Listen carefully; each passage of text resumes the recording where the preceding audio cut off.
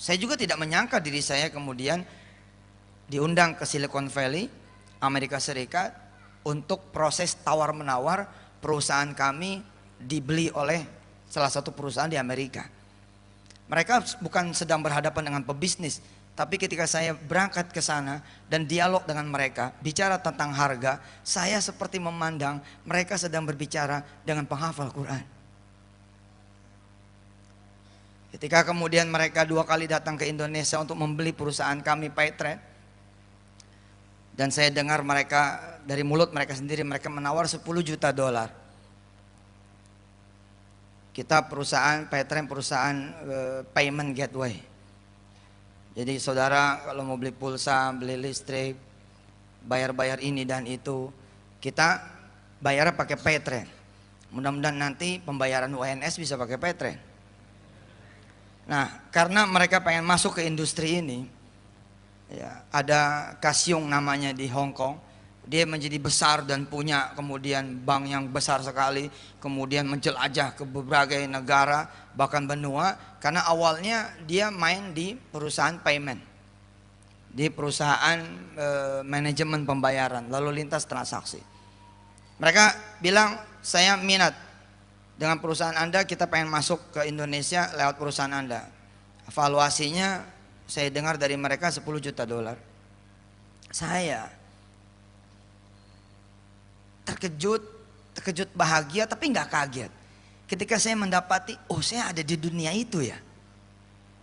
Oh saya ada di dunia ini ya. Sesuatu yang sebelumnya saya nggak pernah ngerti, nggak pernah tahu.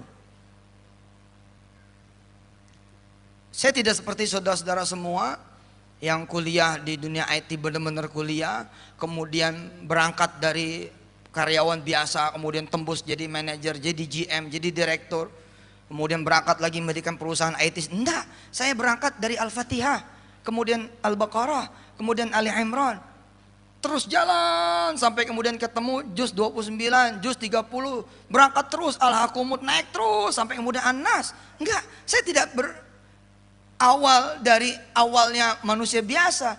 Saya berangkat dari Quran. Gila kan? Maka ketika kemudian saya menginjakkan kaki di bandara New York John F. Kennedy di Amerika Serikat, saya seperti sedang membawa berita gembira buat para penghafal Quran. We are here. Kita ada di sini.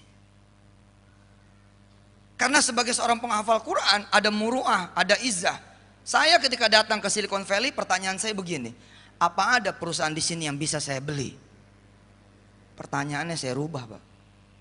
Pertanyaannya bukan jadi nggak nih, jadi nggak dibayar nih, nggak. Pertanyaan saya ketika ke Silicon Valley, saya bilang, ada nggak perusahaan di sini yang bisa saya beli? Kenapa? Karena saya pengen mereka tahu sedang berbicara dengan seorang penghafal Quran. Oh, saya bukan sombong, tapi ini izzah seorang penghafal Quran. Kenapa kita penghafal Quran jadi yang dibeli? No, saya yang pengen beli. Bagaimana nanti gedung putih kita rubah jadi gedung merah putih?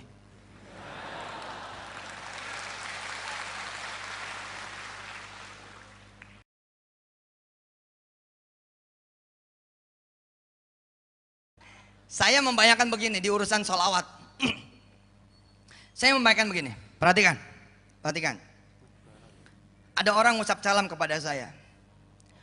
Ustadz, kata asisten saya, kata orang dekat saya, kata family saya, Ustadz, ada salam. Dari siapa? Dari Pak Parmin. Nama Pak Parmin mulai nih, ada di telinga saya. Pak Parmin. Pak Parmin mana? Solo. Oh iya, salam balik.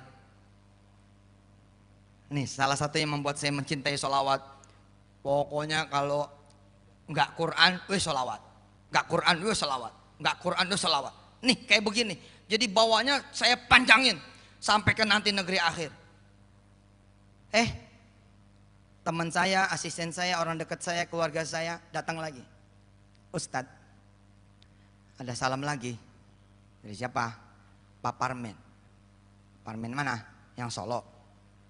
Udah mulai kan ada namanya. Iya, yang Solo. Salam balik ya. Dilala Pak, tiap malam Jumat kirim salam tuh sama saya. Parmin. Setahun penuh nama itu akrab sama saya. Nama itu akrab sama saya, Parmin, Parmin, Parmin. Itu asisten saya baru ngomong dong, Ustadz Parmin ya, gitu. Saking seringnya memberi salam kepada saya. Hingga kemudian ada hari pertemuan, ada hari gathering, ada event, ada majelis, di mana kemudian orang-orang dari berbagai Nusantara punya daerah datang ke majelis saya. Saat itu kemudian teman saya, asisten saya, sekretaris saya, orang dekat saya, keluarga saya mengatakan begini, Ustadz, Pak Parmin ada di sini loh. Apakah saya sebagai orang yang menerima salam terus dari dia tidak begini nih posisinya? Mana? Di mana Parmin? Ada di mana? Mana ya? Oh, di belakang Pak Ustadz. Kita turun. Saya turun ke bawah. Bang, terus sampai ke posisi tiang. Kemudian saya jemput dia. Assalamualaikum Pak Parmin. Wah, Ustadz. Pak, kita ke panggung. Sini aja Pak. Udah ke panggung.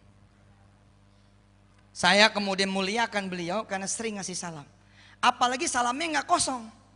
Apalagi salamnya tidak salam kosong. Contoh, Pak Ustadz hari pertama nih ada salam. Dari siapa? Dari Pak Parmin. Parmin mana? Solo. Oh, salam balik buat beliau. Katanya juga buat istri Ustadz. Oh, oke. Salam balik buat istrinya juga. Buat anak-anak Ustadz. Oh iya, buat anaknya juga. Buat orang tua Ustadz. Ya, buat orang tuanya dia. Buat semua jamaah Ustadz. Oke, buat semua teman-temannya dia juga. Pak Ustadz, ini ada titipan 1 juta. Oh, subhanallah. Oke, ditunggu salamnya lagi. Wong kosong aja saya jemput. Kosong saya jemput. Kosong saya jemput. Bagaimana lagi ada isinya? Malam Jumat berikutnya datang lagi. Ustadz, salam dari Pak Parmin. Salam buat istri Ustadz, buat anak-anak Ustadz, buat jamaah Ustadz, sahabat-sahabat Ustadz semua. Saya bilang oke, sampaikan balik. Kemudian dia bilang, Ustadz, ini ada ikan asin dari beliau. Malam Jumat berikutnya ada melon. Malam Jumat berikutnya ada semangka. Pokoknya ada kiriman terus dari dia. Maka Pak, saya yang akan mengatakan, Pak Parmin bakalan datang tidak? Enggak tahu Ustadz. Tanya dia. Saya yang nurun nanya tuh. Tanya sama dia. Siap Pak Ustadz. Izin, Pak Ustadz katanya datang. Baik, lewat pintu mana dia nanti? Tanya, lewat mobil apa? Pelat nomornya gimana? Kita siapin tempat buat dia, betul tidak? Karena sering. Nah, saya membayangkan ketika bersolawat kepada Rasulullah Muhammad SAW seperti itu. Jibril ngasih salam. Ya Nabi, ada salam. Misalnya, dari siapa? Dari Yusuf Mansur. Oke, salam balik buat dia. Katanya salam juga buat istri engkau ya Nabi. Oke, salam buat istrinya juga. Salamnya buat turunan-turunanmu wahai Rasul. Salamku juga buat turunan-turunannya sampai hari kiamat nanti. Salamnya juga buat sahabat-sahabatmu ya Rasul. Sampaikan kepada beliau siapa yang menjadi sahabat Yusuf Mansur, salamku untuk dia. Allah. Lalu saya terus-menerus memberikan salam. Lalu Jibril pun menyampaikan terus-menerus. Nama saya sudah ada di hatinya Rasul. Allahumma sholli wa sallim wa barik. Nama saya, nama kita semua udah ada di hatinya Rasul. Di catatan saya nggak bohong. Hari ini Prof. Rafiq Karsidi sudah ada catatannya di Allah, di Rasulnya, dan para malaikat-malaikat pembawa Al-Quranul Karim. Wal mursalat, al-mursalat. Lihat cek dari ayat 1 sampai dengan 5. Semua malaikat-malaikat yang membawa wahyunya mengenal para Rafiq Karsidi dan semua teman-teman Al-Qumi dan siapapun yang berkhidmat dengan Al-Quran. Saya tidak salam kosong. Saya membawa duha untuk Rasulullah. Saya membawa tahajud untuk Rasulullah. Itulah duit, itulah semangka, itulah melon. Berwarna. Saya mencintai sholat-sholat sunnah. Saya mencintai ibadah-ibadah sunnah. Kenapa? Karena saya ingin menunjukkan kepada Rasulullah. Ya Rasulullah, aku mencintaimu. Maka kalau saya salam kosong di padang mahsyar, Jibril akan menyampaikan begini kepada Rasulullah. Ya Muhammad, labbaik ya Jibril. Masih ingat yang namanya Yusuf Mansur? Ingat ya Jibril. Dia ada di sini dan lagi susah. Kira-kira Rasulullah yang sering mendengar salam dari saya, apakah akan membiarkan Parmin ada di luar bermandikan matahari sengatan? Enggak, apa nggak mungkin Pak. Saya akan jemput. Begitu juga Allah menyuruh Rasulnya, ya Muhammad, Orang yang senantiasa memberi salam kepadamu ada di sini. Dia membutuhkan syafaatmu. Jemput. Allah, Allah, Allah. Terhadap Quran pun begitu. Di wisuda rumah tahfiz yang pertama, saya menangis. Saya bilang, ya Allah, saya pengen kemudian Rasulullah mencari saya. Di mana ada Yusuf Mansur? Di mana? Rasulullah kemudian menenteng nang saya. Sof, ada orang nungguin kamu. Saya bingung. Mestinya pertanyaannya ada Allah yang nungguin kamu. Tapi pertanyaannya Rasul, ada orang yang nungguin kamu. Tapi yang ngomong Rasul, siapa? Saya kemudian dengan bangganya ditarik oleh Rasul. Saya pun bangga karena yang narik adalah Rasul. Keluar dari kerumunan kesulitan saya. Menyeruak, kemudian keluar. Ternyata di sana udah ada ibu saya. Ini yang membuat saya stabil stamina saya di Quran. Insya Allah mudah tidak pernah berubah, amin. Apa kata Rasulullah? Sof, ini ibu kamu. Ayo siap-siap, kita mau ada prosesi pemakaian mahkota untuk ibu kamu. Lihat di sampingnya siapa? Itu ayah kamu. Siap-siap, Sof. Hari itu saya kemudian membaca Al-Quranul Karim dari surat Al-Fatihah. A'udzu billahi minasyaitonir rajim. Ada Allah di sana, ada Muhammad sallallahu alaihi wasallam, ada Jibril alaihi wasallam, ada para nabi-nabi yang lain, dan ada orang tua saya. Di dunia seperti orang tua sepasang yang kemudian mengantarkan anaknya. Ustaz, anak saya apal Waqiah. Ayo nak, baca depan Ustaz. Allah.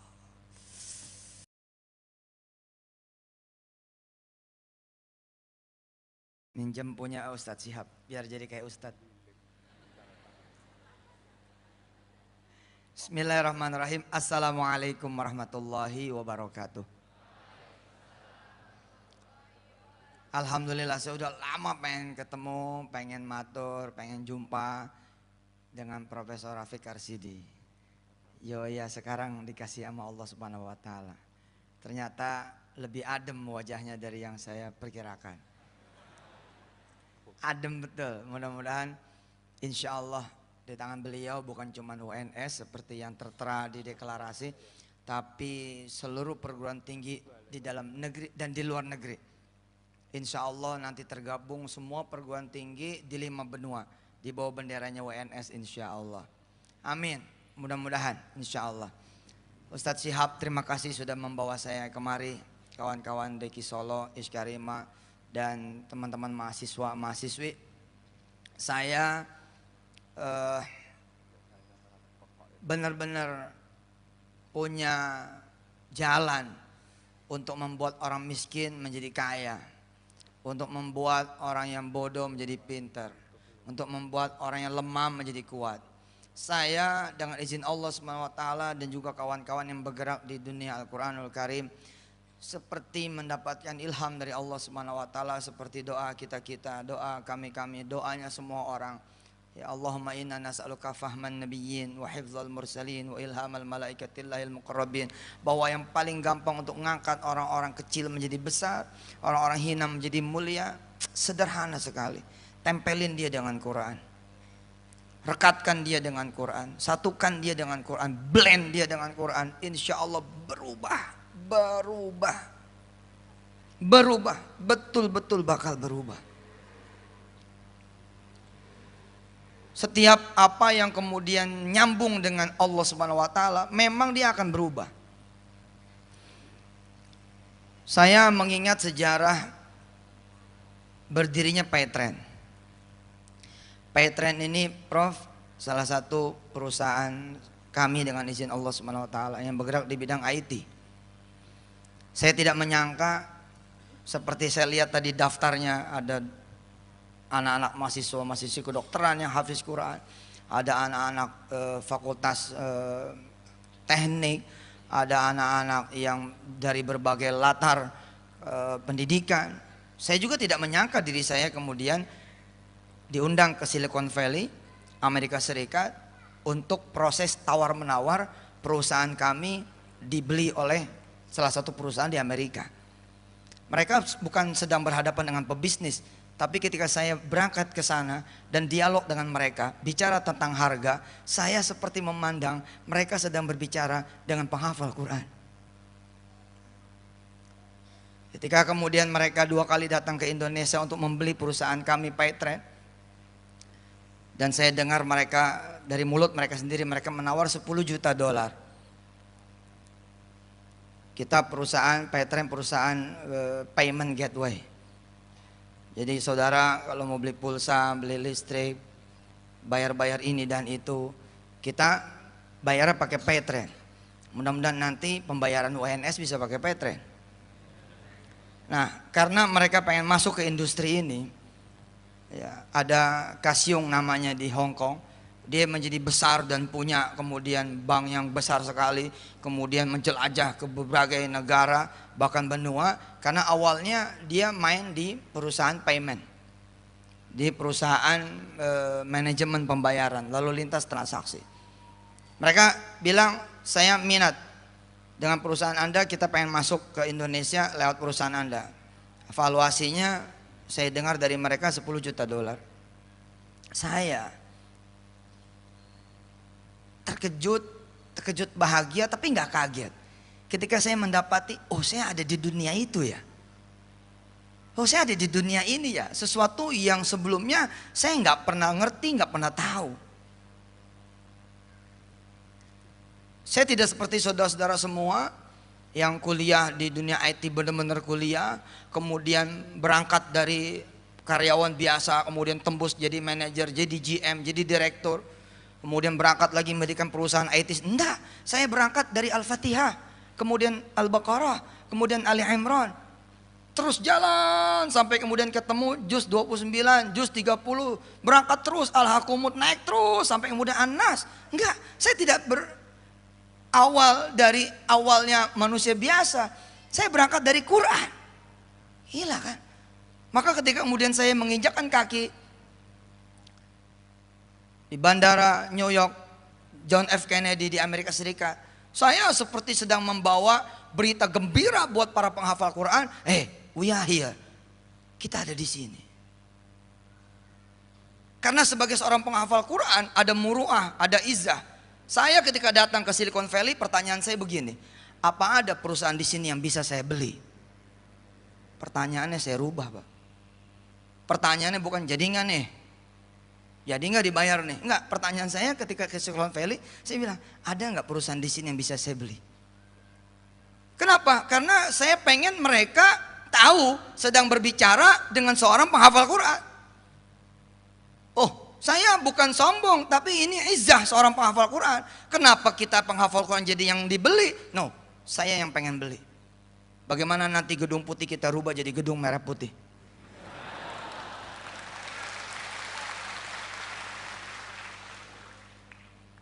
Saya melihat iklan, ngenes, hati saya ngenes. Saya sebagai orang yang mencintai Indonesia, karena Rasulullah menyuruh saya mencintai negeri, mencintai tanah air kita, mencintai bumi pertiwi. Orang-orang tua saya juga mengajarkan saya mencintai negeri saya. Ngenes. Ketika kemudian terulang lagi terulang lagi, ada iklan. Selamat datang Indosat Oredo. Buat sebagian orang itu peristiwa biasa. For me, buat saya itu bukan peristiwa biasa. Sedih saya. Udah lama saya mencontohkan ya proses kemudian lepasnya Indosat dari tangan negeri kita. Bagaimana Indosat yang saat dijual punya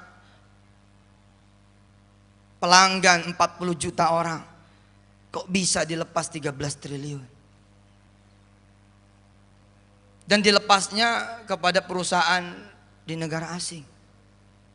Padahal andai saja para pembesar kita menganut ekonomi kerakyatan, menganut ekonomi aslinya orang Indonesia, ekonomi gotong royong, patungan, Indonesia berjamaah, nggak bakal hilang Indosat.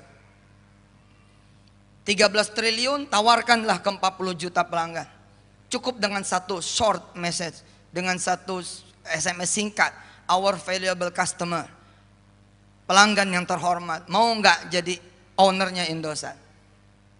Kita butuh 13 triliun bagi 40 juta, kita bagi 3 tahun 36 bulan, ternyata cuma 9.000 perak, 9.027 perak. Sehingga kalimatnya cukup begini kalau saya kemudian menjadi pembesar saat itu.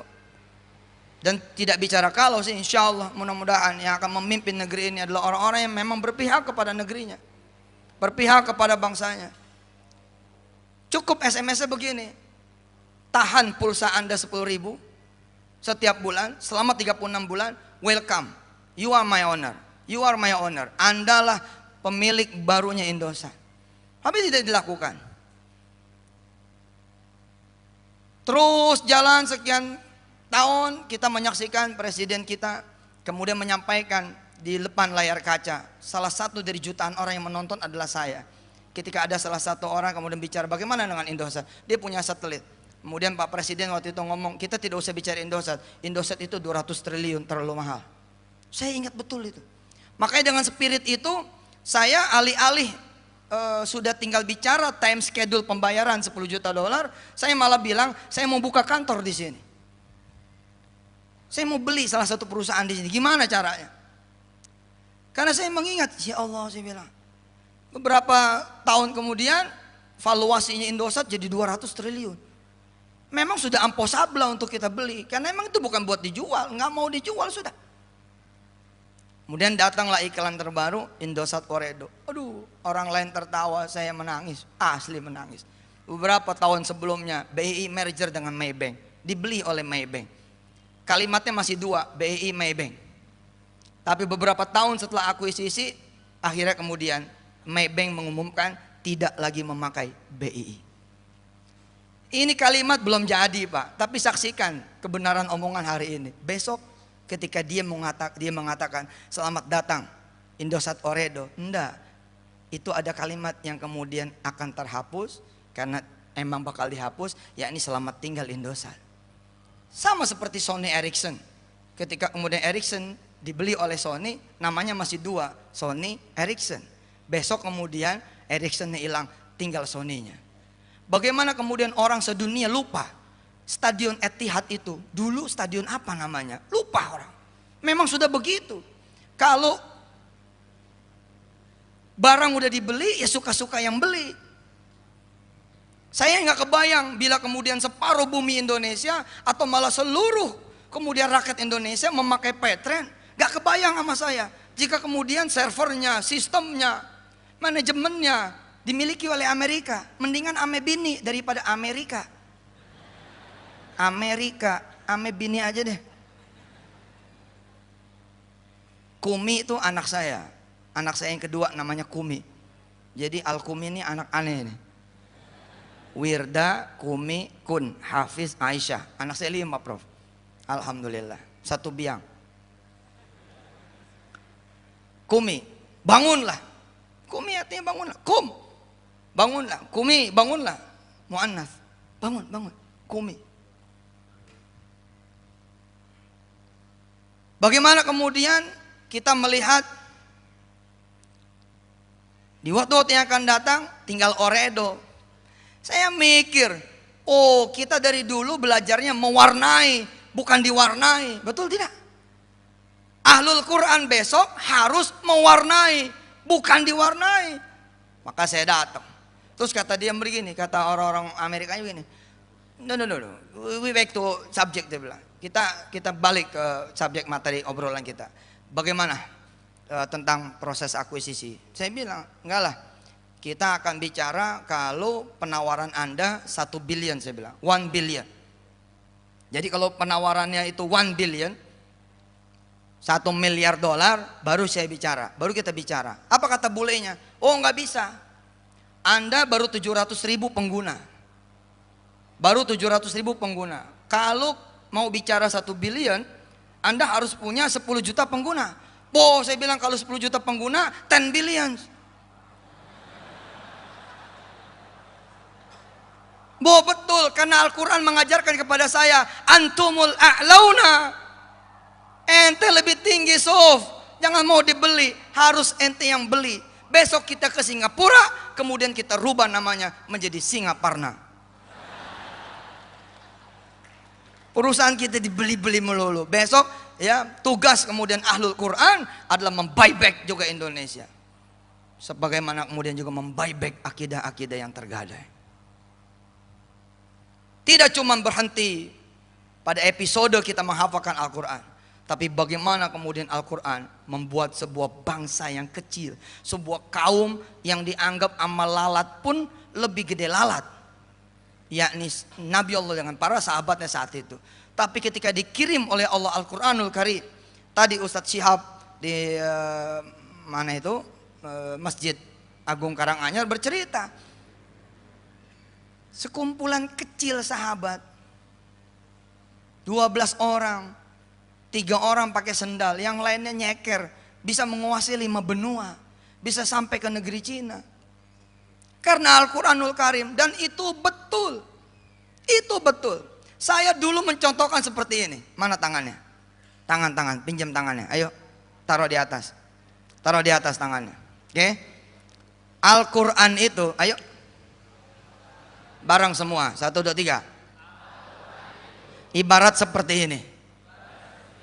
Taruh di bawah tangannya. Ada di dasar laut.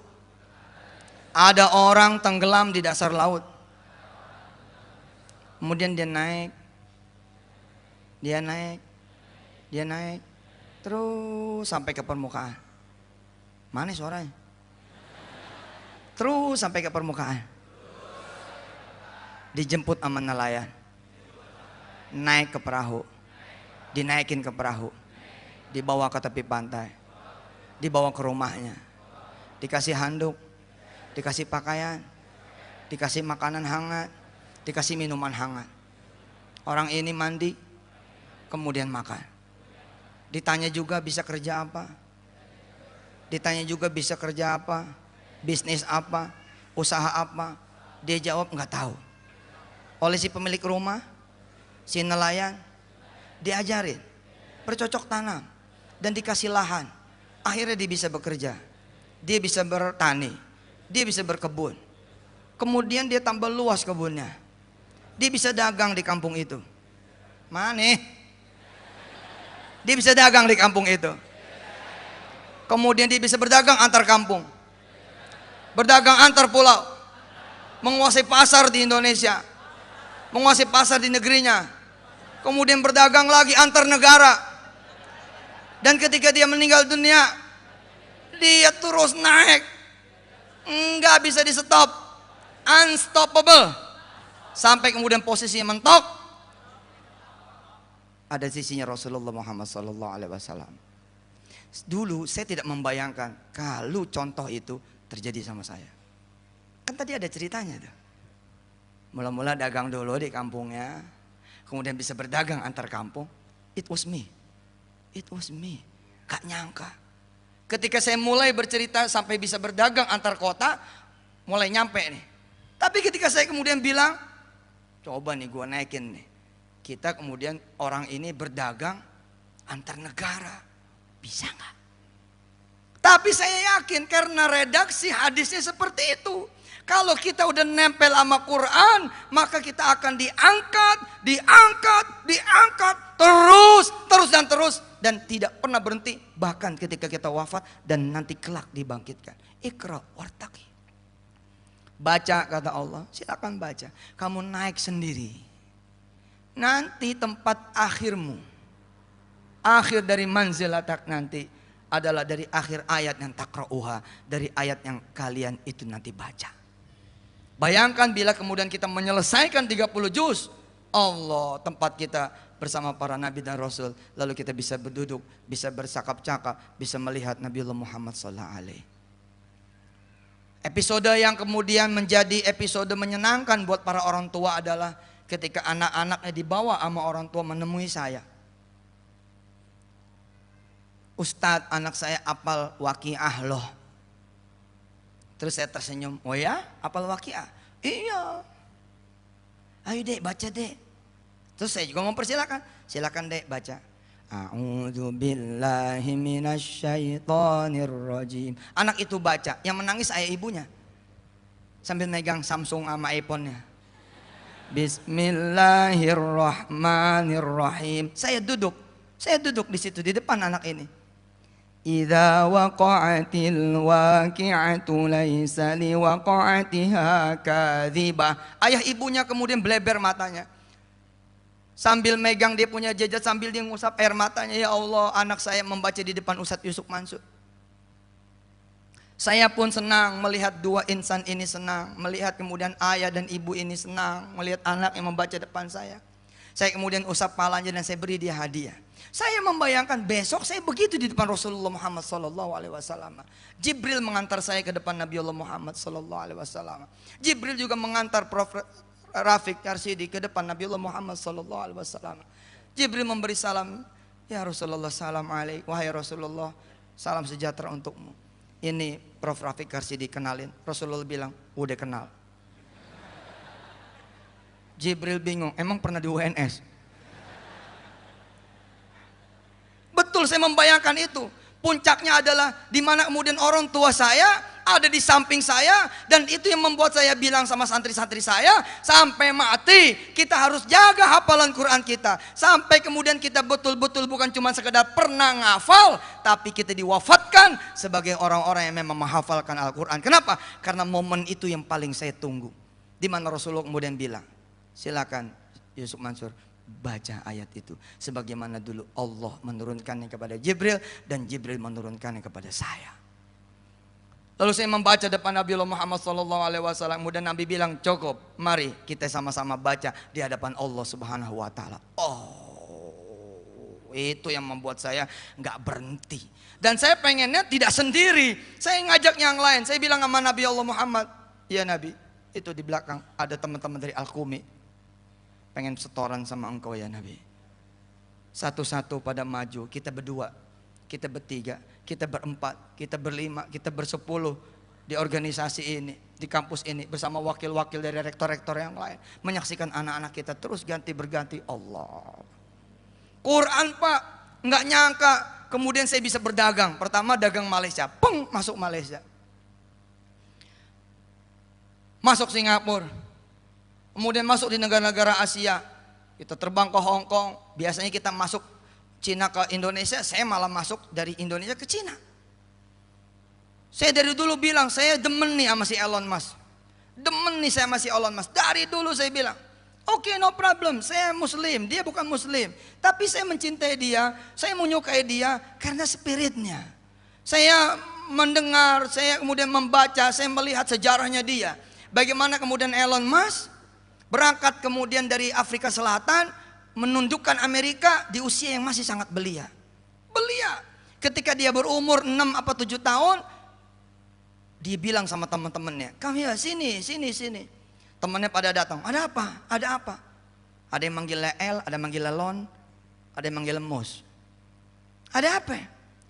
Kata si Elon Musk, look at the moon. Lihat itu bulan.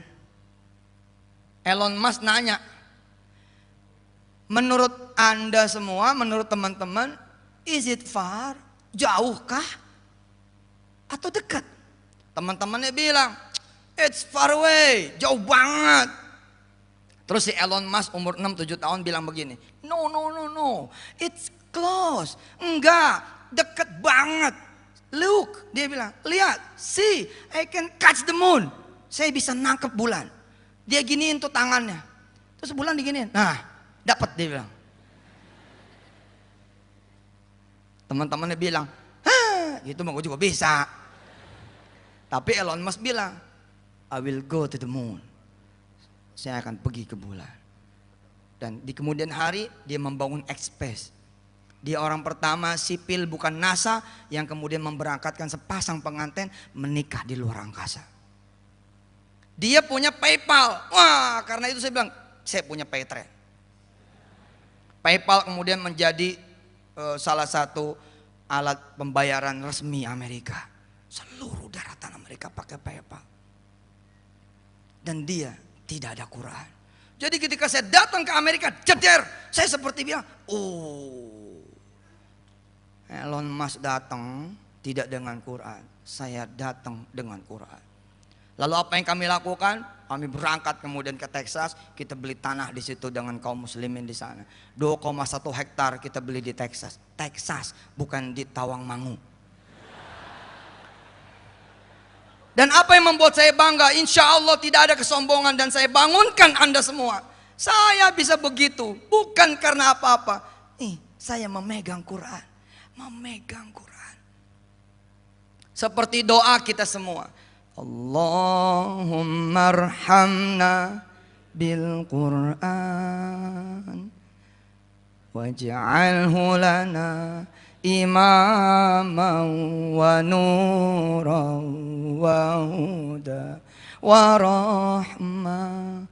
Allahumma zakkirna minhu ma nusina wa 'allimna minhu ma jahilna warzuqna tilawatahu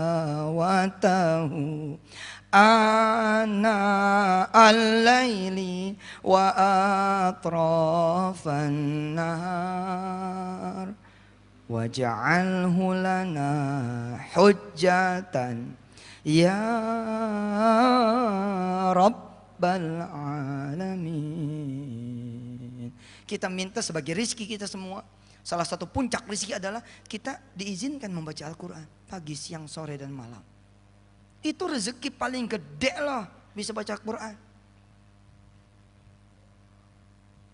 Jadi saya mengingat nih, diri saya Yusuf Mansur yang berterima kasih betul kepada Allah. Di saat saya di kamar penjara, di sel yang dingin, Allah gerakin tangan saya mengambil Quran. Tidak kebayang kalau Allah menggerakkan tangan saya bukan untuk Quran. Nggak bakal saya berdiri di sini, nggak bakal. Sejak itu saya berusaha mencintai Quran agar Quran mencintai saya. Ketika saya meniti karir sebagai tukang antar ayam potong ke rumah-rumah makan, saya membawa serta Al-Quranul Karim. Mushaf tidak pernah saya tinggal. Hari ini memang saya sudah tidak lagi membawa Quran. Karena alhamdulillah Al-Quran fi sudurina. Al-Quran sudah di hati, tinggal dikeluarin aja. Dulu Pak, saya teman saya banget. Teman saya banget. Saya suka bilang sama teman-teman yang lain, sampai kapan lo jadi kurir? Ayo kita wudhu, kita sholat di musolanya rumah-rumah makan Padang. Saya ingetin teman-teman, apa kata teman-teman? Jam, Suf, lo aja sono, titip salam sama Allah ya, gitu. Selalu memang omongan itu selalu kita dengar di episode apa aja, kadang-kadang kita ngajak teman sholat, lu duluan deh salam ya gitu. Sama saya begitu. Kan orang nganterin ayam, ada yang nganterin minyak, ada yang nganterin kulit ini, ada yang nganterin daging, ada yang nganterin ikan, ada supplier macam-macam, semua ngumpul di dapur. Lalu mereka tidak langsung pulang, kenapa? Karena nuker kwitansi. Nah, di antara pengiriman dan nuker kwitansi, saya pegang Quran. Itu yang membuat saya kemudian berangkat di Amerika. Lalu saya bilang sama Allah, ya Rabb, ji'na bil Quran. Ya Allah, saya datang sama Quran. Wirda juga datang ke Amerika dengan Quran. Umurnya 14 tahun. Dia tidak berangkat dengan duit. Orang menyangka itu kan putrinya Yusuf Mansur. Wajar. Enggak Pak, saya tidak ada, Wirda tidak punya piutang apa-apa ke saya. Itu Wirda dari umur 8 tahun. Dia bilang, saya mau ngapal Quran, mau minta hadiah dari Allah, pengen sekolah di Paris. Umur 8 tahun, 9 tahun. Ketika waktu kecil sepatunya rusak, dia datang ke saya ayahnya. Dan saya seorang ayah yang insya Allah alhamdulillah dengan izin Allah mengerti. Allahus Samad, Allah nak, yang tempat kamu itu bergantung Allah. Allah juga tempat kamu meminta. Yang lain itu enggak ada apa-apanya, enggak bisa. Wa ya'buduna min dunillahi ma la yanfa'uhum wa la yadurruhum. Ketika dia bilang kepada saya, "Papa, sepatunya tuh udah mangap." Umur 9 tahun nih, 8 tahun 9 tahun. Beliin dong, Pak. Saya bilang mau Wirda, udah sholat? Belum. Sholat dulu, ya, duha. Gitu. Bawa sepatunya, taruh di atas sejadah, ya. Unjukin ke Allah, tuh gitu. Si Wirda bilang, emang Allah bisa ngedengar Pak? Bisa Kak, Allah bisa ngedengar. Terus Allah tahu tempat beli sepatunya di mana? Tahu Kak, nanti itu urusan Allah. Anak 8 tahun lah, dialog sama anak 8 tahun kayak apa sih? Lalu Wirda sholat, dia bawa sepatunya ke situ. 2 minggu dia sholawatin 100 sholawat sepatu itu. Alhamdulillah kemudian saya diundang ke pabrik Nike. Begitu ceramah, kata direksinya, Ustadz foto dulu di sini. Sekalian ini ada hadiah buat Ustadz, sepatu.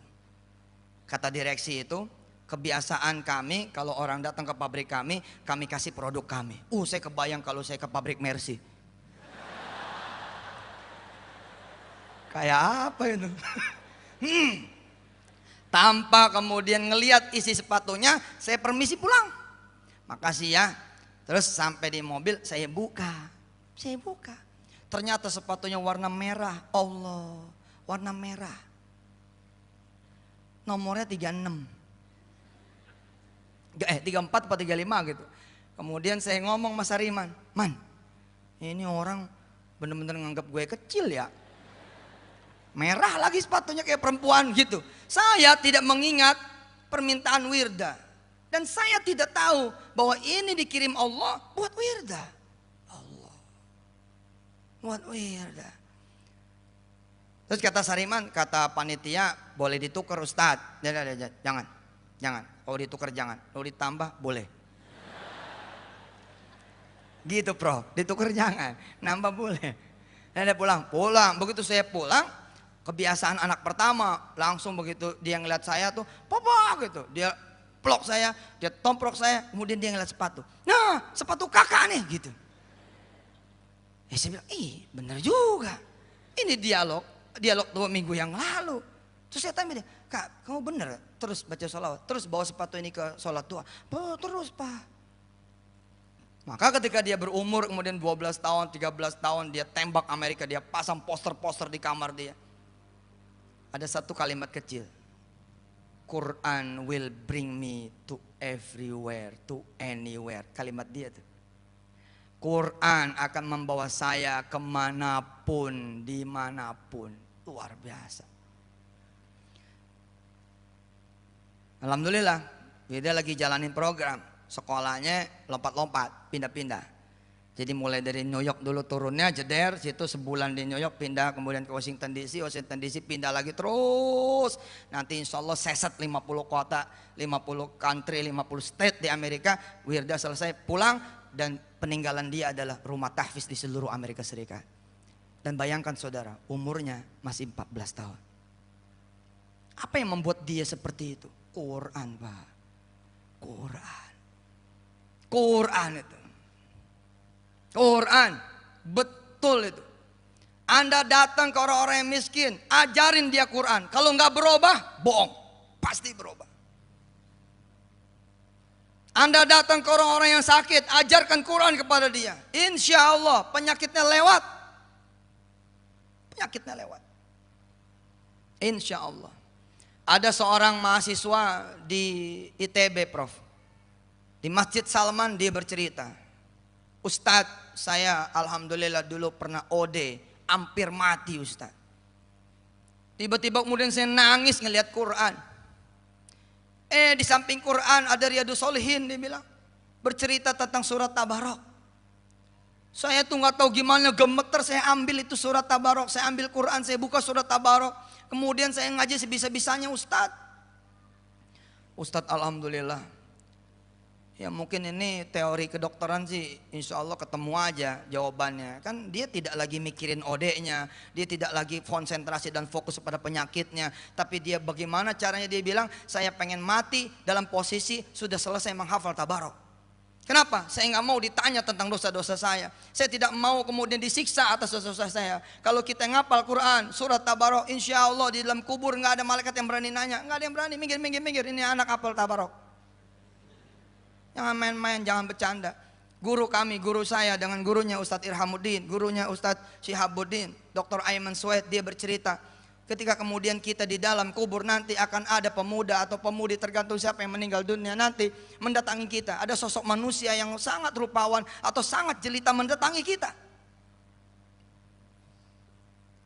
Orang ini bertanya, "Sudah makan belum?" Kita bingung, kok di kuburan ada yang nawarin makan? "Udah minum belum?" Terus dilihat kasur kita seperti apa. Lalu orang ini bilang, yang sosoknya begitu rupawan, begitu jelita, "Sebentar akan aku ambilkan makanan, sebentar aku akan ambilkan minuman, sebentar aku akan ambilkan kasur." Makanan, minuman dan kasur yang diambil itu dari surga. Lalu Dr. Ayman Suhaid bilang, "Manhi, siapa dia?" Dia adalah Al-Quran yang kita baca ketika di dunia. Menjadi teman kita. Allahu Akbar. Sebaliknya teman-teman kita yang belum dapat hidayah, dia belum sholat, yang nemenin ular sujaul akro. Begitu kita meninggal dunia, jeder, dibangunin. Begitu kita bangun melek, ada ular gede bener begini. Oh, gitu. Terus kita nanya, siapa kamu? Ularnya ketawa, emang kelihatannya apa? Gua ular tahu gitu. Quran.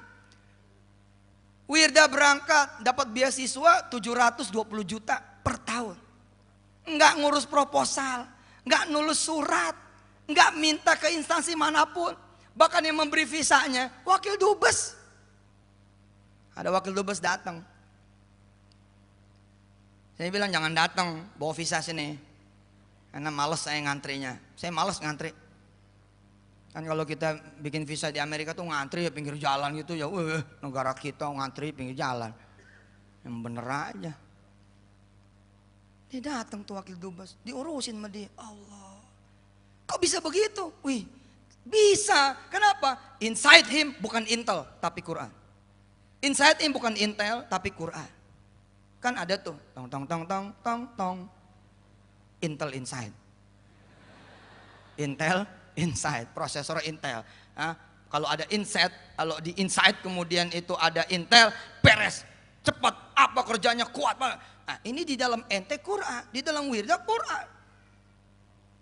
Ya Allah, luar biasa. Saya nyontoin, itu seperti orang tenggelam. Saya tenggelam, benar-benar tenggelam. Tenggelamnya juga dihimpit batu, gak bisa gerak. Hingga kemudian saya mendengar suara Al-Quran.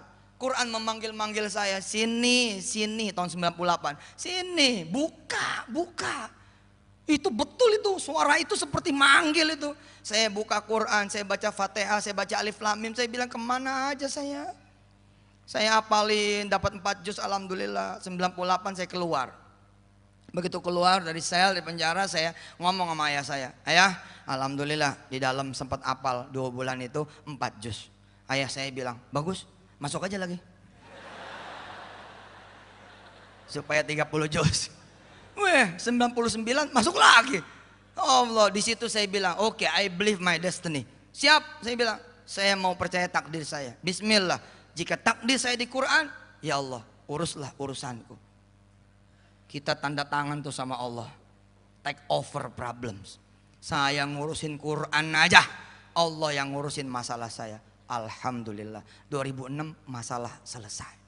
Dulu saya membayangkan ketika kemudian guru-guru mengajarkan kepada saya hari itu, bulan itu, tahun itu, dan tahun-tahun sebelumnya, saya konsentrasi betul ke hadis itu. Innallaha, sesungguhnya Allah, yarfa'u, akan mengangkat bihadzal kitabi, dengan Quran ini, aqwaman, seorang, satu keluarga, satu kaum, satu bangsa, satu negara yang ngopeni Quran. Betul-betul terngiang. Lagi betul-betul mempelajari, lagi terpesona. Kemudian ditambah lagi dengan kehadiran akhuna Ustadz Syihabuddin dari pesantren Iskarima. Ketika dia sampaikan sambil makan semangka, yang disampaikan hadis yang memang saya sudah terpesona duluan. Saya bertanya kepada Allah, akankah ya Allah engkau mengangkat Yusuf Mansur yang hina ini, yang penuh dengan dosa ini? Akankah engkau mengangkat aku yang tidak punya masa depan ini dengan Quranmu? Aku nggak nyampe pikiranku ya Allah, tapi nggak usah aku pikirin, itu urusanmu ya Allah. Urusanku adalah ngopeni Quran. Betul-betul saya ngopeni Quran. Saya tanya nenek A, nenek B, nenek C.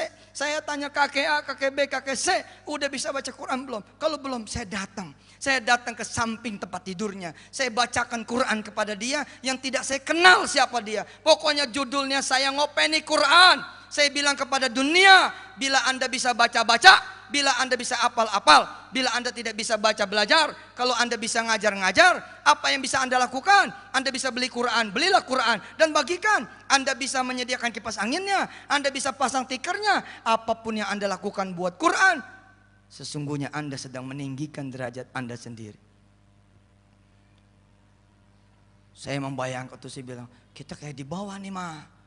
Ini sekarang di bawah nih mah. Nanti naik, tak, sampai kepada nanti orang ini kemudian bisa berdagang antar negara. Oh, tiba-tiba saya ada di situ, Pak. Subhanallah. Petren sekarang sudah live, sudah punya kantor di sana. Tapi saya milih markasnya bukan di Silicon Valley. Saya milih markasnya di Washington DC. Kita pakai virtual office. Tapi coming soon insya Allah. Saya percaya banget. Bahkan kita mau beli itu namanya Real Madrid. Kita mau beli.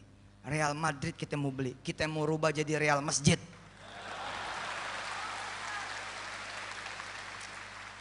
Barcelona kita rubah jadi Barca, insya Allah pemainnya turun pakai peci haji. Messi lu pakai peci haji sono. Messi bilang kenapa? Why? Bukan why, gue ownernya pakai. Itu yang terjadi ketika Anda berjilbab kerja sama seseorang yang mengatakan pakai ini topi Natal. Anda nggak bisa ngomong apa-apa. Saya juga nggak bisa ngomong apa-apa. Gak bisa Pak. Ya sudah, makanya warnai, beli, jangan jadi yang dibeli. Beli. Dan izin, apa? Udah mau sholat Jumat, nggak ada sholat Jumat. Oh iya, oke. Gak bisa Pak. Anda yang harus jadi pemimpin. Maka ketika pemimpin ketemu seperti Prof. Rafiq, kayak begini, Masya Allah, Alhamdulillah, dia pimpin. Allahu Akbar. Beliau tadi dengan kegembiraan yang menunjukkan begini, begitu, subhanallah. Pak, nanti Bapak ngomong seperti itu bukan dengan saya, dengan Rasul. Dengan Rasul Allah. Bawa tukang fotonya sekalian.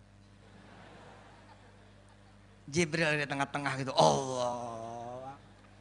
Ngomong, ya Rasul lapor begini-begini. Masa saya begini-begini. Ini periode saya 2015. Nah ini posisi saya ketika jadi Menteri Pendidikan. Di kabinetnya Yusuf Mansur. Ini begini. Enggak saya yang jadi menterinya beliau. Lapor. Saya tuh ya kalau menjaga semangat, menjaga ritme emosi, ke situ larinya. Contoh, ini jam berapa sekarang ini? Jam 10.44, 45. Zuhur jam berapa? Setengah 12. Nggak ada acara lain setelah saya ini? Nggak ada. Berarti kita sampai asar. Saya membayangkan begini di urusan sholawat. Saya membayangkan begini. Perhatikan. Ada orang ngucap salam kepada saya. Ustadz. Kata asisten saya, kata orang dekat saya, kata family saya, Ustadz, ada salam. Dari siapa? Dari Pak Parmin. Nama Pak Parmin mulai nih, ada di telinga saya. Pak Parmin. Pak Parmin mana? Solo. Oh ya, salam balik.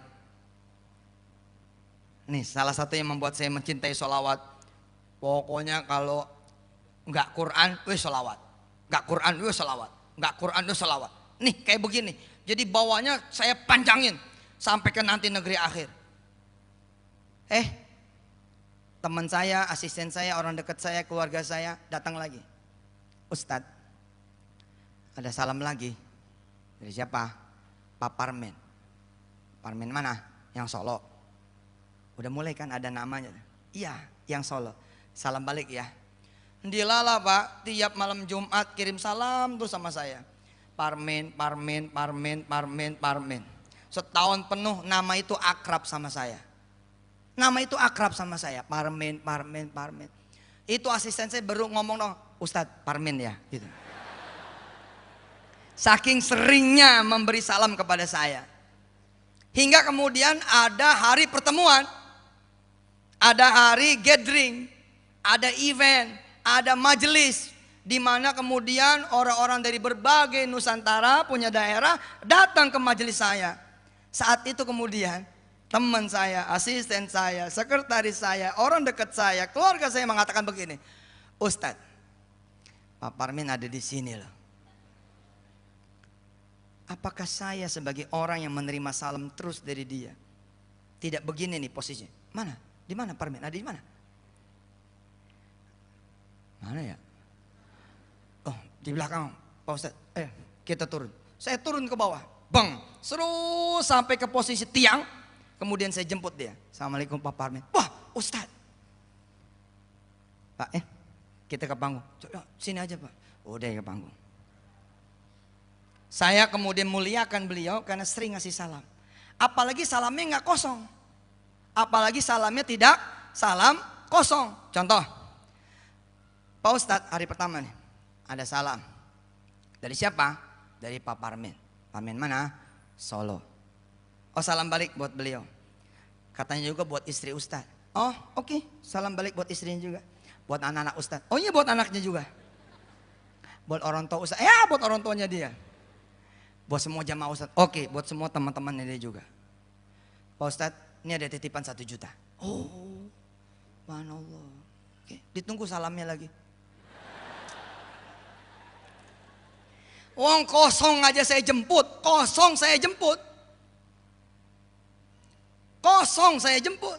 Bagaimana lagi ada isinya? Malam Jumat berikutnya datang lagi. Ustadz, salam dari Pak Parmin. Salam buat istri Ustadz, buat anak-anak Ustadz, buat jamaah Ustadz, sahabat-sahabat Ustadz semua. Saya bilang oke, sampaikan balik. Kemudian dia bilang, Ustadz, ini ada ikan asin dari beliau. Malam Jumat berikutnya ada melon. Malam Jumat berikutnya ada semangka. Pokoknya ada kiriman terus dari dia. Maka Pak, saya yang akan mengatakan, Pak Parmin bakalan datang tidak? Enggak tahu Ustadz. Tanya dia. Saya yang nurun nanya tuh. Tanya sama dia. Siap Pak Ustadz. Izin. Pak Ustadz katanya datang. Baik. Lewat pintu mana dia nanti? Tanya. Lewat mobil apa? Pelat nomornya gimana? Kita siapin tempat buat dia. Betul tidak? Karena sering. Nah, saya membayangkan ketika bersolawat kepada Rasulullah Muhammad SAW seperti itu. Jibril ngasih salam. Ya Nabi, ada salam. Misalnya dari siapa? Dari Yusuf Mansur. Oke, salam balik buat dia. Katanya salam juga buat istri engkau ya Nabi. Oke, salam buat istrinya juga. Salamnya buat turunan-turunanmu wahai Rasul. Salamku juga buat turunan-turunannya sampai hari kiamat nanti. Salamnya juga buat sahabat-sahabatmu ya Rasul. Sampaikan kepada beliau siapa yang menjadi sahabat Yusuf Mansur. Salamku untuk dia. Lalu saya terus menerus memberikan salam. Lalu Jibril pun menyampaikan terus menerus. Nama saya sudah ada di hatinya Rasul. Allahumma sholli wa sallim wa barik. Nama saya, nama kita semua udah ada di hatinya Rasul. Di catatan saya nggak bohong. Hari ini Prof. Rafiq Karsidi sudah ada catatannya di Allah, di Rasulnya. Dan para malaikat-malaikat pembawa Al-Quranul Karim. Wal mursalat. Al-Mursalat, lihat cek dari ayat 1 sampai dengan 5. Semua malaikat-malaikat yang membawa wahyunya mengenal para Rafiq Karsidi dan semua teman-teman Al-Qumi dan siapapun yang berkhidmat dengan Al-Quran. Saya tidak salam kosong. Saya membawa duha untuk Rasulullah. Saya membawa tahajud untuk Rasulullah. Itulah duit, itulah semangka, itulah melon. Berwarna. Saya mencintai sholat-sholat sunnah. Saya mencintai ibadah-ibadah sunnah. Kenapa? Karena saya ingin menunjukkan kepada Rasulullah. Ya Rasulullah, aku mencintaimu. Maka kalau saya salam kosong di padang mahsyar, Jibril akan menyampaikan begini kepada Rasulullah. Ya Muhammad. Labbaik ya Jibril. Masih ingat yang namanya Yusuf Mansur? Ingat ya Jibril. Dia ada di sini dan lagi susah. Kira-kira Rasulullah yang sering mendengar salam dari saya, apakah akan membiarkan Parmin ada di luar bermandikan matahari? Sengatan enggak, apa enggak mungkin Pak. Saya akan jemput. Begitu juga Allah menyuruh Rasulnya, ya Muhammad, orang yang senantiasa memberi salam kepadamu ada di sini. Dia membutuhkan syafaatmu. Jemput. Allah. Terhadap Quran pun begitu. Di wisuda rumah tahfiz yang pertama, saya menangis. Saya bilang, ya Allah, saya pengen kemudian Rasulullah mencari saya. Di mana ada Yusuf Mansur? Di mana? Rasulullah kemudian menenteng nang saya.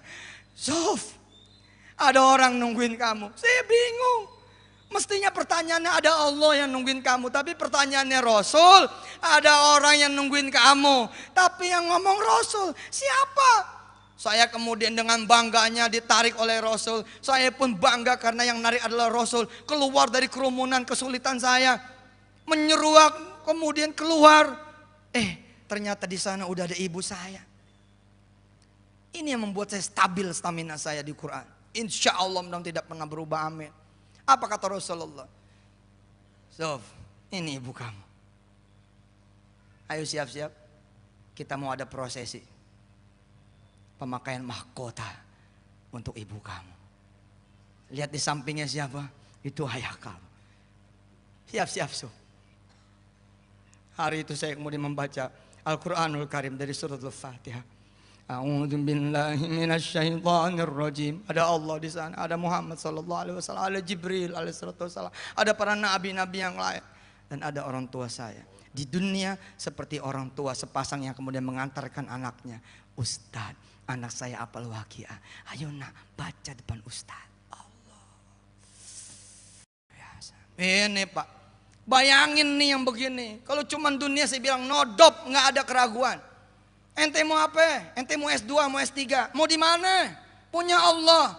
Apa kata guru saya Ustadz Syihab? Tinggal minta. Allah sudah menjamin lewat Rasulnya. A'toituhu, aku akan berikan kepada dia. Sa'u'ti, aku akan berikan kepada dia. Apakah dia meminta ataukah dia tidak meminta, aku akan berikan kepada dia. Bahkan afdol, lebih tinggi, lebih besar, lebih bagus, lebih kuat, lebih mewah, lebih mahal daripada apa yang orang lain minta tanpa Quran. Enggak, dunia mah udah beres, udah pokoknya beres aja. Ada rumah masih ngontrak, coba tiap malam tuh berdua suami istri ngaji. Berdua tuh suami istri ngaji. Tiap malam. Kalau cuman kebeli kontrakannya itu bukan Quran. Perhatikan. Kalau cuman kebeli kontrakannya itu jadi kontrakan dia, bukan Quran. Quran itu Pak, 9 kanan, 9 kiri, tanah 3.000 belakang, tanah lapangan bola lagi di depan. Semua Pak akan diberikan kepada orang ini. Kenapa? Karena ada Quran di dalamnya. Disedot semuanya. Wut. Saya dulu nggak kebayang mobil saya bisa 1.000 lebih banyaknya. 1.000. Yusuf Mansur mobilnya 1.000. Coba. Bagaimana ceritanya itu Pak? 1.000 nggak kebayang sama saya. Saya waktu menyedekahkan mobil satu-satunya, saya bilang sama istri saya, Mah, kalau cuma diganti 10 mobil masih masuk akal nih. Tapi kalau kita sedekah di tahun 2003 ini, sedekah CRV kita ini, mobil GRV kita ini, terus diganti sama Allah 700, itu tuh yang gak masuk akal. Gimana caranya ya? Allah bilang, Mathalul ladzina yunfiquna amwalahum fisabilillahi kamathali habbatin ambatat sab'a sanabila fi kulli sumbulatin mi'atu habbah. Wallahu yudha'ifu liman yasha. Wallahu wasi'un alim. Saya bilang bagaimana Mah? Masuk akal gak sih kalau Allah membayar 700 mobil buat kita? Istri saya bilang, soal masuk akalnya emang bukan akal kita Pak. Udah bismillah aja, nolin aja, injak, pong, injak tuh. Hari ini saya mendapati. Saya waktu itu ngukur begini Pak. Kan saya pernah jadi office boy tuh di Toyota Rent-A-Car. Jadi tugas saya satu tim ngebersihin 180 mobil tiap pagi. Tiap pagi. Dan saya suka woi, lu tuh ya udah jadi orang kecil, mulut lu diem aja. Jangan, lu sambil sholawat, lu sambil istighfar, sambil kemudian berzikir, sambil baca Quran. Teman-teman gosok-gosok aja gitu loh. Nggak ngapa-ngapa, malah ada yang nyanyi segala. Oh ngapain nyanyi? Saya kalau ke pintu tol lewat, ada orang yang kemudian sambalado. Aduh. Lu nggak berubah, saya bilang jujur. Pakai Quran biar berubah. Saya pakai Quran. Orang-orang bilang si Jaman mah, si Yusuf mah nggak di mana ngaji mulu. Ngaji mulu. Tapi itu dia, ketika kemudian bersentuhan sama Quran, tidak keluar dari Quran. Saya berdiri di sini dengan izin Allah Subhanahu wa taala. Ayo saudara-saudara semua. Quran isinya nggak ada yang bohong, benar semua. Ketika Quran bilang aku akan ganti 700 kali lipat atau lebih, kami nggak sanggup.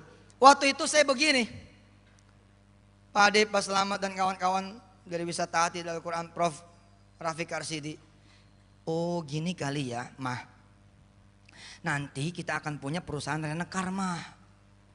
Lalu orang-orang akan nitip mobil dan kita punya perusahaan dengan 1.000 mobil. Saya mencoba memprediksi my future. Jadi dengan sedekah 1 mungkin jadi 700 dengan cara seperti itu. Ternyata enggak loh. Enggak. Allah tidak memberi saya Rent-A-Car yang kemudian mobilnya seperti Toyota Rent-A-Car. Saat itu ada 4.000. Pada saat saya kerja di sana 4.000 mobilnya. Auto 2.000 saat itu.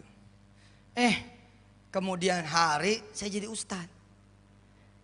Terus lama-lama alhamdulillah saya baru menyadari, iya satu Indonesia ini 560 kota dan kabupaten. Di tiap kota ada mobil yang menjemput saya. Luar biasa. Dan yang datangnya Pak 6 mobil, 7 mobil. Kalau nggak di stop itu yang nganter yang jemput, mungkin sekampung pada pengen jemput. Berarti kalau satu kota ada 10 mobil, itu 5.600 mobil di seluruh kota. Bahkan ada mobil saya di Turki, ada mobil saya di Rusia, ada saya pergi ke Kazakhstan, ada mobil saya di Kazakhstan. Kita buka rumah tahfiz di Macedonia. Macedonia udah ada, Cat. Itu kota apel kayak Malang. Allah, itu indah bener Macedonia. Saya berangkat itu kota apa, negara Balkan ya. Di sana juga ada jemputan saya. Wah, oh begini rupanya. Allah bilang, Suf, aku bayar kamu dengan jumlah mobil yang unlimited. Tapi aku taruh di tempat-tempat yang nanti kamu butuhkan. Pokoknya begitu kamu datang tuh mobil keluar. Nggak perlu bayar bensinnya, nggak perlu ngupain sopirnya, dan mobil itu boleh dibawa pulang ke Jakarta. Gitu Pak Parmin ya. Ini mobil Pak Parmin Alphard, boleh dibawa ke Jakarta. Kalau Ustadz mau bawa aja. Loh itu yang terjadi, betul. Kalau saya jadi Ustadz yang sewenang-wenang, mana ada jemaah yang menolak. Kalau saya bilang sama Pak Parmin saya minta ya Alphardnya, nggak mungkin nggak dikasih, nggak mungkin. Yang nggak ngasih kan bininya. Ustadz nih. Allah yang punya semuanya, betul itu. Gak kebayang sama saya. Maka kalau Anda ini orang yang tidak bisa bayaran SPP, lalu kemudian saudara ngapalin Quran dan bisa bayar, belum Quran itu mah, belum Quran, mana ada istimewanya? Nggak istimewa. Yang istimewa mah di kemudian hari Anda punya sendiri universitasnya dengan nama Anda sendiri. Itu yang luar biasa. Tukang nasi goreng sambil kemudian dia masak nasi goreng, sambil dia ngaji ayat apa yang dia hafalin. Besok dia akan punya 100 cabang nasi goreng. Mas Jody dan Mbak Anik warung Stick and Shake. Ya. Bagaimana kemudian sebelum dia kenal Quran, berapa jumlah cabangnya? 20 Pak. Begitu kenal Quran, wuss, ada 150 outlet. Baik itu warung Stick and Shake-nya, kemudian bebek selamat dan yang gak selamat. Ada bebek selamat, ada bebek yang gak selamat. Ya. Terus ada Icon, ada yang lain-lain. Apa kata Mas Jody sama saya? Sekarang saya udah tahu cara gampang ngembangin Quran, gitu katanya. Gimana? Gimana caranya? Asal mau. Terus saya sekarang udah tahu juga caranya ngembangin usaha. Gimana caranya? Ngembangin Quran, gitu. Jadi kalau ditanya sama Mas Jody, kalau ditanya ke Mas Jody, apa kiat-kiat Anda ngembangin Quran? Ya gampang. Asal aku mau aja, insya Allah lah itu ada jalan. Terus apa kiat-kiat Anda untuk mengembangkan usaha Anda? Ngembangin Quran gitu. Simple. The simple word. Simple sekali. Jadi kalau ditanya kerjaan Anda apa Pak Jody? Kerjaan saya ngopeni Quran gitu. Ngopeni Quran. Wah pokoknya keren dah. Insya Allah. Besok mahasiswa-mahasiswi sini, Masya Allah, insya Allah. Begitu nanti saya berangkat jeder makan di warung sate gitu ya. Ente mahasiswa toh? Siapa namanya? Ini depan. Ini depan. Ya. Hah? Wisnu, nanti ada sate Wisnu. Fakultas apa panjenengan? Hukum. Anak fakultas hukum buka sate Wisnu. Nanti ada tuh sate Wisnu. Saya datang ke situ sama Ustadz Syihab, sama Ustadz Irham, sama Haji Adib, sama teman-teman, sama Prof. Begitu datang, keluar nih Wisnu. Pak Ustadz, kenal saya enggak? Enggak. Siapa? WNS. Wah, ini punya ente? Iya Pak Ustadz. Ini cabang yang ke-78 Pak Ustadz. Oh. Satu cabang berapa omsetnya? Ya antara 30-40 lah. Untungnya berapa? Ya bersih-bersih 15 lah. 10% dah. Berarti bersih 3 juta. Wow. 4 juta. Wow. Yeah. Berapa tadi cabangnya? 78. Wow. Betul itu. Jadi 250 jutaan sehari. Iya Pak Ustadz. Apa rahasianya? Rahasianya Ustadz. Ayo mari kita lihat. Mari kita lihat. Kemudian saya ditenteng tuh sama beliau. Ke dapur. Saya ditenteng ke dapur.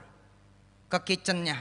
Ke tempat masaknya itu sate. Ternyata semua orang di dapurnya penghafal Quran. Penghafal Quran. Jadi sambil ngebakar sate sambil ngapalin Quran. Bagaimana nggak berkembang? Gimana nggak berkembang? Thumma anzala alaikum min ba'dil ghammi amanatan nu'asa yaksha ta'ifatan minkum. Apa kata Wisnu? Ustadz, jajalin sate aneh. Beda Ustadz, ini ampe tusukannya empuk.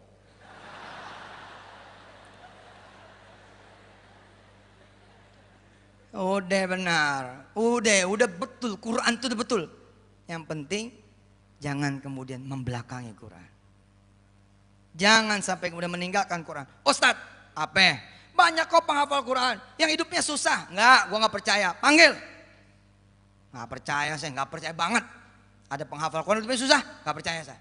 Kecuali proses. Proses Pak, masa nggak berproses? Proses dong. Terus saya datang deh.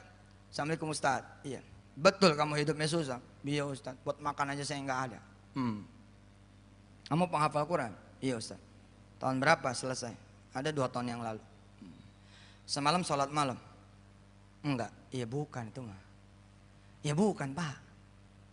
Ya bukan lah. Prestasi namanya. Prestasi. Prestasinya apa? Oh hafal Quran. Prestasi. Belum hafal Quran. Prestasi. Sholat zuhur 2:30.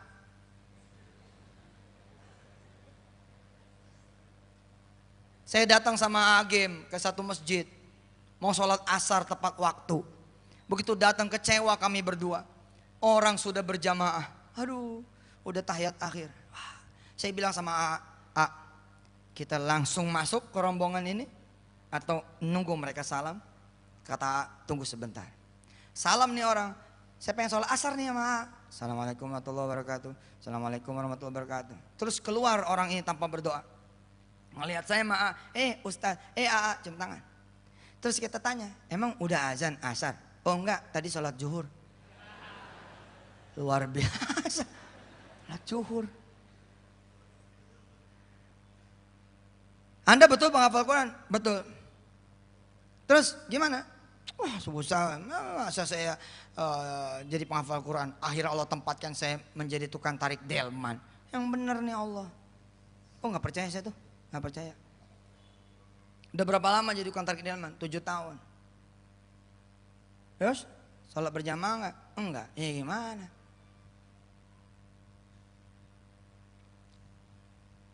Orang yang kemudian tidak dapat berkahnya Quran karena dia berhenti. Jangan berhenti. Ketika narik delman, ya sambil ngaji Quran itu loh. Nih datang nih ke Monas atau datang ke sini Solo, kemudian dia narik delman yang wisata itu loh. Kemudian naik nih orang. Begitu naik orang, dia kemudian orang lain pada moto-moto Solo dan sekitarnya, dia baca Quran. Walillahi mulkus samawati wal ard wallahu ala kulli syai'in qadir. Sambil kemudian ngangonin itu kudanya, sambil kemudian merah sapinya, sambil kemudian ngangon kambingnya, sambil kemudian jagain warungnya. Terus begitu. Inna fi khalqis samawati wal ardi wa ikhtilafil laili wan nahari la ayatin li ulil albab. Ada orang beli, Mas bakso, tutup sedekah, lainin baksonya dulu. Selesai lainin baksonya. Berangkat lagi. Inna fi khalqis samawati wal ard wa ikhtilafil, bang bakso, tutup, layanin dulu. Pergi orang itu beli, baca lagi. Inna fi khalqi, bang baksonya, gue tutup aja warungnya nih. Gua ngaji nggak kelar-kelar nih. Tapi benar. Saya tadi cerita tuh pagi ketika saya menjadi tukang penjaga toilet. Ini menjadi kisah terakhir. Karena setengah jam saya pengen dialog sedikit sama teman-teman semua. Saya jadi tukang penjaga toilet. Apa sih yang saya lakuin? Saya nggak jagain toilet. Saya cuma tulis kata-kata kecil di depan toilet. Kencing sendiri, bayar sendiri. Beol sendiri, bayar sendiri. Saya nungguinnya di mana? Di musola terminal Kalideres. Saya ngaji aja. Di situ.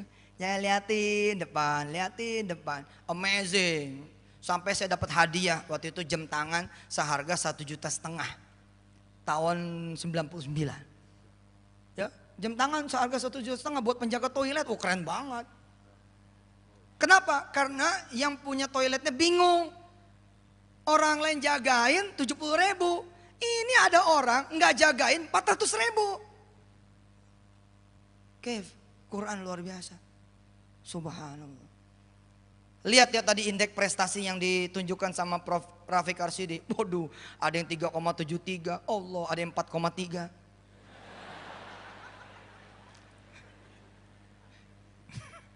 Dua orang. Oh 373. Fakultas apa Prof tadi? Yang 373 itu.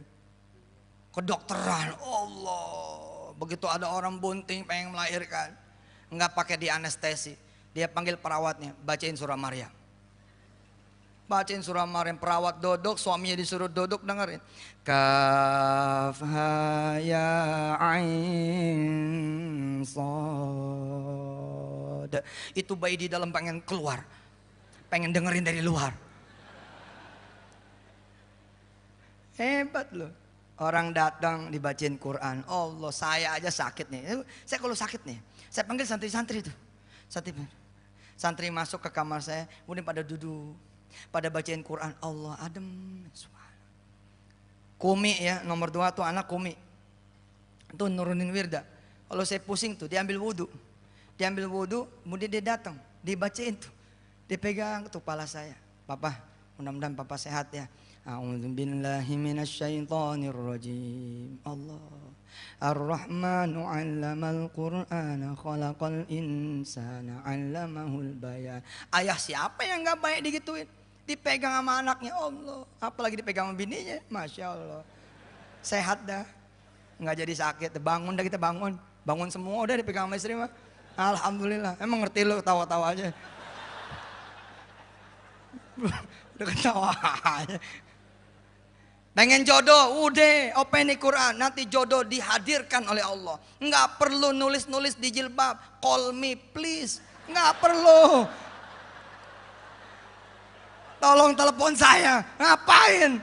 Ntar Allah yang pilihkan. Allah, insya Allah ada laki-laki yang tersembunyi pandangannya dari pandangan orang lain. Yang tersembunyi tangannya tidak pernah memegang tangan orang lain. Dia yang akan diperkenalkan Allah kepada anda para bidadari surga. Nanti ketika kemudian menikah, niatkan untuk menjadi sepasang suami istri yang kemudian memiliki anak-anak penghafal Quran sebelum usia 7 tahun. Keren. Keren itu. Insya Allah mudah-mudahan. Keren. Yang laki-laki juga begitu. Dah insya Allah lah. Bahkan saudara bisa kok beroperasi ya. Saudara cari saudara-saudara yang susah. Itu saya lakukan. Saya datang Ustadz siap. Ke teman-teman saya zaman dulu. Ke saudara-saudara saya. Saya bilang, utang lu berapa? Gitu. Oh kenapa mau bayarin ya? Gitu. Enggak, gue mau ngajarin lu Quran. Apa hubungannya? Bayar utang sama Quran? Ada. Begitu gue selesai ngajarin lu Quran, lu doa. Supaya utang lu lunas. Insya Allah utang lu lunas. Betul. Semua yang percaya pada episode tahun 98, 99 sampai 2006 success story semua. Nggak ada yang fail, nggak ada yang gagal. Ayo ciptain generasi baru. Di mana nanti anda akan berangkat. Ya pergi ke Polandia. Ngapain? Sana anda ekspor batok kelapa. Batok kelapa tuh diekspor ke Polandia. Luar biasa itu. Anda berangkat ke Polandia sambil terima pembayaran, tanda tangan sambil Anda buka rumah tahfiz di sana. Anda berangkat ke Belanda, Anda nanti S3 di Jerman barangkali, Anda nanti S2 barangkali di Belgia atau di Norwegia sana. Atau ada yang kemudian keliling Eropa. Setiap jejak kamu melangkah dimanapun, Anda buka perusahaan. Di mana di perusahaan itu Anda bilang, kalian hafalin Quran 1 hari 1 ayat. Mudah-mudahan suatu saat saya diundang oleh Anda semua. Meresmikan gedung bikinan Anda. Anda membuat gedung, 4.000 karyawan Anda duduk khataman Quran. Lalu saya dengan Prof. Karsidi datang, Prof. Rafiq datang. Ini katanya hafal khataman Quran. Kok nggak pada megang Quran? Gitu. Ini ada alumni UNS nih dan alumni kemudian PT-PTN yang tergabung di Alkumi. Satu orang bikin gedung 30 lantai. Agenda pembukaannya hari Senin. Salah satu agendanya khataman Quran. Datang nih saya dengan Prof. Karsidi. Sebagai alma mater saya kan pernah di UNS nih sekarang, berarti kan alma mater nih. Saya diundang, kita bingung Prof. Kok katanya hataman Quran ya? Tapi kok nggak pada megang Quran ya? Qurannya mana? Dengan bangganya, jebolan UNS, anggota dari Al-Qumi mengatakan 4.000 karyawan kami semuanya 30 juz. Allah. Nggak perlu hataman Quran pakai buka Quran. 30 juz. Begitu jam 12 siang tidak ada hidangan apapun. Tidak ada makanan, tidak ada minuman. Saya nanya sama Prof. Karsidi, ini peresmian gedung kok nggak ada makanan? Iya, sebab kami semua berpuasa. Oh nasib. Datang ke perusahaan kayak begini. Keren kan, luar biasa. Besok insya Allah Anda akan saksikan 737-800 akan mendarat di Indonesia. Dan pilot yang pertama kali menerbangkan adalah seorang hafizul Quran. Insya Allah. Jadi saya udah tawar. Saya udah berangkat ke Boeing. Udah berangkat Pak, saya ke Boeing. Saya mau ditanya, saya berangkat kan itu di sono Pak, layer 3, layer 4 orang Indonesia. Orang Indonesia Pak. Itu yang ngegedein Boeing orang Indonesia. Waduh, Indonesia Masya Allah hebat. Saya dikasih tuh tour VVIP. Saya ditanya sama bule-bulenya, ini orang yang mau beli pesawat. Oh saya bilang no. I'm coming here to buy your factory. Sembarangan aja pengen beli pesawat. Gue mau beli pabrik lo tau gak? Enggak, saya orangnya emang suka begitu. Demen aja begitu tuh. Jadi pesawat apa yang Anda mau beli? Enggak, saya mau beli pabriknya. Dia bilang amposabla, nggak mungkin. Saya bilang jangan bilang nggak mungkin, lu gua aduin sama Tuhan gua loh. Kun fayakun, tahu nggak lo? Tapi bule-bule itu bener loh. Saya itu nggak usah ada tanya jawab lah ya, 15 menit lagi juga. Saya tuh pernah kan mau beli pesawat tuh dulu tuh ya, tahun berapa itu, patungan usaha. Kita bikin surat Pak ke Embraer. Embraer nolak, Pak Adib, Embraer nolak. Kata Embraer begini, emang siapa itu Yusuf Mansur gitu, pengen beli pesawat segala gitu. Prim Air, saya lewat PT namanya Prim Air. Prim Air lapor ke saya, Pak Ustadz, Embraer nggak mau ngobrol sama kita. Kenapa? Karena Pak Ustadz tidak ada track record di industri pesawat terbang. Begini aja Pak Ustadz, Pak Ustadz masuk aja deh ke jajaran komisaris kami gitu. Jadi Pak Ustadz masuk ke jajaran komisaris Prim Air, kemudian nanti kita bikin surat lagi ke sana bahwa Anda berbicara dengan komisaris kami. Saya bilang sama dia, enggak, ini bukan cara gua. Udah, gua yang balas suratnya. Jadi dia pengen tahu dulu siapa saya. Suratnya saya balas Pak, tulisan tangan. If you wanna know about me, just googling. Saya bilang itu benar, itu terjadi tuh Pak. Saya bilang kalau Anda pengen tahu siapa saya, Google aja Yusuf Mansur, you will find out nanti who is he, who is me. Saya bilang siapa, who am I, Anda bakal tahu siapa saya. Udah buka. Di luar dugaan, bule-bulenya bilang wow amazing, he is famous. Baru tahu. Tadi nanya siapa lo katanya.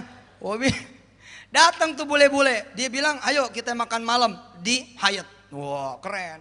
Saya tuh Pak, saya Ustadz, kalau duduk kayak begitu tuh saya tidak memposisikan, demi Allah saya tidak memposisikan sebagai seorang pebisnis. No, saya lagi memposisikan sebagai seorang penghafal Quran. Jadi duduk nih di Hyatt Bank, perwakilan dia, ada direktur Asia Pasifik, kemudian duduk didampingin manajer, kemudian lokalnya bla bla bla, ngobrol sama saya. Pas pembukaan saya bilang gini, baik mari kita buka, we open this meeting with suratul Fatihah. Gua tahlil dulu. Bingung bule-bule, what si Fatihah? Gua nggak mau tahu, pokoknya meeting gue yang mimpin kan, begitu. Ingat ya, kita yang mimpin, jangan dipimpin. Hati-hati, jangan. Jadi kita yang mimpin. Jadi kalau harus ada meeting, kita yang mimpin pembicaraan. Terus saya langsung memaparkan problem. Asik kan? Begitu saya ngomong, langsung saya paparkan problem. Saya bilang, bapak-bapak, makasih sudah mau makan malam dengan saya. Kita punya masalah. Bule-bule pada 4 orang tuh bule. Apa? Problemnya apa? Ini yang bayar siapa sih bilang? Ini mesti jelas dulu nih siapa yang bayar. Oke, on me dia bilang, saya yang bayar. Oke, kita lanjut. Iyalah gue gak ada duit. Dia yang bayar dong, kan yang punya kepentingan dia bukan gue. Enak aja gue yang bayar, dia yang punya kepentingan. Nah kalau urusan bayar kita dibayarin gak apa-apa, jangan yang ngebayarin. Insya Allah nanti akan ada rumah sakit, dari mulai security-nya sampai kemudian kepala rumah sakitnya semua hafiz dan hafizah. Allah, keren. Begitu ada orang loading barang, security masuk. Mau ngantar apa Pak? Mau ngantar obat. Sudah hafal Ali Imran? Belum Pak, hafalin dulu baru masuk. Berat Pak, Ali Imran. Nah bisa, ayo ikutin saya. Alif Lam Mim. Supir truk barang ngaji. Alif Lam Mim. Oke masuk, itu sudah Ali Imran ayat 1. Oke. Kamu 100 kali nganter barang kemari, 100 ayat. Jadi siapa suppliernya rumah sakit kami? Adalah supplier yang hafiz Quran juga. Allah. Insya Allah bakal kejadian. Nanti begitu dilantik, tidak ada Quran di atas presiden yang dilantik. Nggak ada. Habis kata yang ngelantik, dia hafal ngapain pakai Quran? Itu kan yang dilantik pakai Quran, yang kagak hafal Quran. Lah kalau presidennya udah hafal Quran, iya buat apa? Kata yang ngelantik dia hafal, tempel begini aja.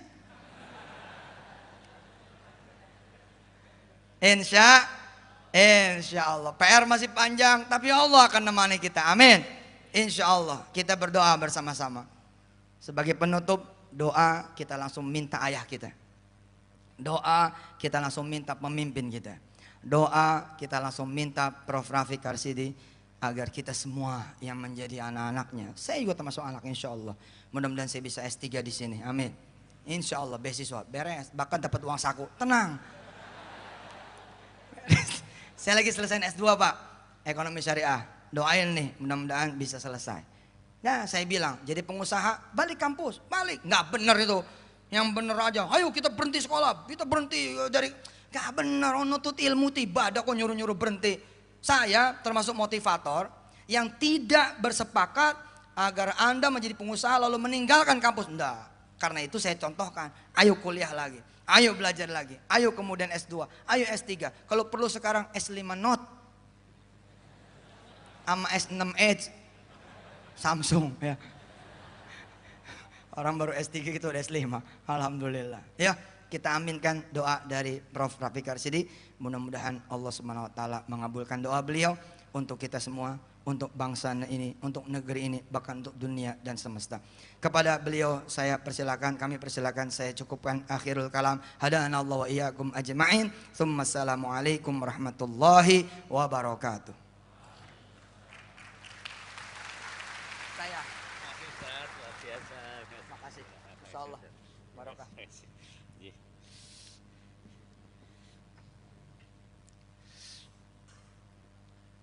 Ila hadiniyah al-fatihah. A'udzubillahi minasyaitonir rajim. Bismillahirrahmanirrahim. Allahumma sholli ala sayyidina. Bismillahirrahmanirrahim. Maliki yaumiddin. Iyyaka na'budu wa iyyaka nasta'in. Ihdinas mustaqim. Shiratal ladzina an'amta 'alaihim ghairil maghdubi 'alaihim waladdallin. Allahumma sholli ala sayyidina Muhammad wa ala ali sayyidina Muhammad. Hamdan syakirin, hamdan na'imin, hamdan yu'afi wa yukafihu mayyidah. Rabbana walakal hamdu wa zikal karimi wa atimi sultanik. Rabbana dhalamna anfusana wa lam taghfir lana lanakunanna minal khosirin. Rabbana ighfir lana dzunubana wa kaffir 'anna sayyi'atina wa tawaffana ma'al abrar. Rabbana alaina dzikrika wa syukrika wa husni ibadatik. Rabbi habli hukman wa ahkini bisolihin. Rabbi habli minas solihin. Rabbi habli minas solihin. Rabbi habli minas solihin. Rabbana atina min ladunka rahmatan wa hayyi' lana min amrina rasyada. Rabbana atina fid dunya hasanah wa fil akhirati hasanah wa qina adzabannar ya ayya ghafar ya rabbal alamin. Wa sallallahu ala sayyidina Muhammadin wa ala alihi washabbihi wasallim. Subhana rabbil izzati amma yasifun wa salamun alal mursalin walhamdulillahi rabbil alamin.